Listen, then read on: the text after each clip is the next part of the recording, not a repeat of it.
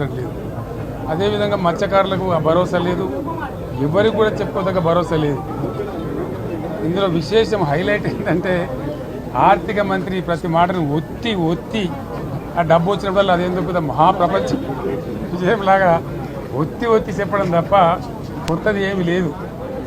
ఒత్తి పలుకులు పలకడం తప్ప కొత్తగా చెప్పింది ఏమీ లేదు.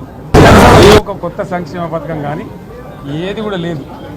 మహిళల పట్ల కూడా చాలా స్పష్టంగా చెప్పాల్సిన అవసరం ఉండే, కానీ వాళ్ళు మేము 1,00,000 కోట్లు ఇస్తాం అన్ని రుణాలు, ఆ రుణాలు వీలేదో ఇస్తున్నట్టుగా ఆల్రెడీ ఉన్న స్కీమే, నథింగ్ న్యూ అబౌట్ ఇట్, ఏమి లేదు.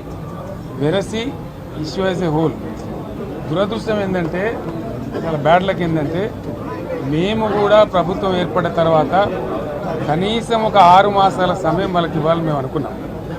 నేను కూడా శాసనసభకు పెద్దగా రాలేదు, కానీ ఈరోజు బడ్జెట్ చూస్తే ఏ ఒక్క పాలసీ ఫార్ములేషన్ జరగలేదు. రాష్ట్రానికి సంబంధించినటువంటి ఏ ఒక్క విషయంలో కూడా ఈ అర్భక ప్రభుత్వం ఇప్పటి వరకు పాలసీ ఫార్ములేషనే చేసినట్టుగా కనపడతలేదు. వ్యవసాయం ఉంది, మాకు స్పష్టమైన అవగాహన ఉండే ఈ రాష్ట్రంలో వ్యవసాయ స్థిరీకరణ జరగాలని మేము 2 పంటలకు కూడా ఇచ్చినాం రైతు బంధు. వీళ్ళు ఎగ్గొడతామని చెప్తా ఉన్నారు. మేమేదో రైతులకు ఇచ్చిన డబ్బును దాన్ని పాడు చేసినాము, చెడగొట్టినాము, దుర్వినియోగం చేసామన్న పద్ధతిలో దురదృష్టకరమైన వ్యాఖ్యలు చేస్తూ ఉన్నారు. అంటే ఇది పూర్తిగా రైతు శత్రు ప్రభుత్వం అనేది తెలుస్తూ ఉంది.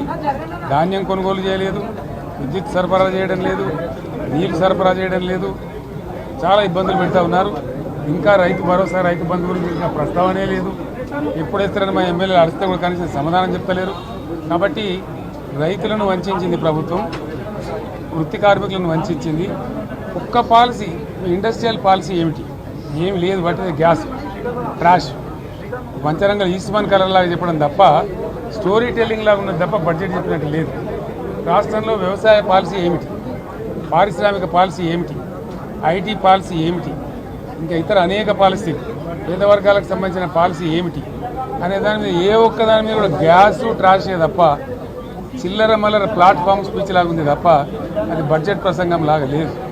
రాజకీయ సభలలో చెప్పినట్టు ఉంది తప్ప ఏ ఒక్క పాలసీని కూడా నిర్దిష్టంగా ఈ పనిని మేము ఎట్లా సాధిస్తాం, మా గోల్స్ ఇవి, మా టార్గెట్స్ ఇవి అనే పద్ధతి కానీ పద్దు కానీ లేదు. ఇది పేదల బడ్జెట్ కాదు, రైతుల బడ్జెట్ కాదు, యువల బడ్జెట్. విశ్లేషణలో మీకు తెలుస్తుంది. భవిష్యత్తులో బ్రహ్మాండంగా మేము దీన్నంతా కూడా చీల్చి చెండాడబోతాం. Thank you.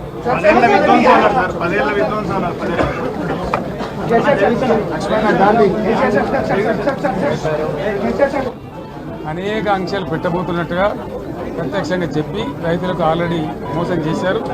బడ్జెట్లో వాళ్ళ నైజాం కూడా స్పష్టంగా బయటపడింది. గత ప్రభుత్వం అన్ని రాష్ట్రంలో అన్ని